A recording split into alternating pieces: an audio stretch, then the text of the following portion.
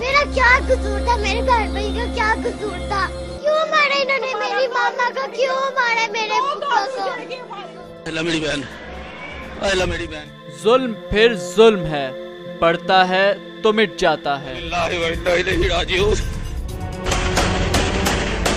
Model town में निहत्थे शहरियों और हामला खातून के मुंह पर गोलियां मारने वालों की पुष्ट पनाही करने वाले।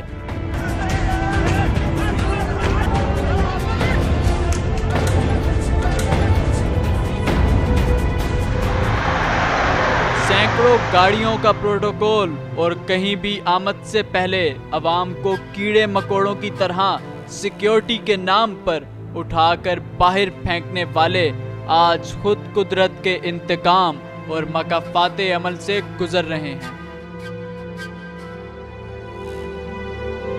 एक दिन जरूर हम आपसे बदला लेंगे, जरूर बदला लेंगे। मेरी मामा